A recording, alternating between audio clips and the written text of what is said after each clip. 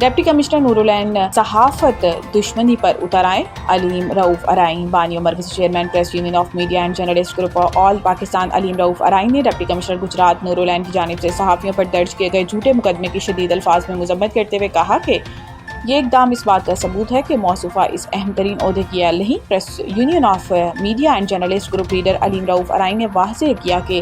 صدر press club Abdul Sattar Mirza اور دیگر صحافیوں کے خلاف درج مقدمہ حقائق کے برعکس ہے۔ ان کا کہنا تھا کہ متعلقہ واقعے کے بعد تھانے میں صحافیوں اور محکمہ صحت کے درمیان باہمی رضامندی اور افہام و تفہیم سے صلح صفائی ہو چکی تھی اور معاملات خوش اسلوبی سے طے پا گئے تھے، یہاں تک کہ سی ای او ہیلتھ نے پریس کلب آ کر صحافیوں کے ساتھ چائے پینے کی خواہش کا اظہار بھی کیا۔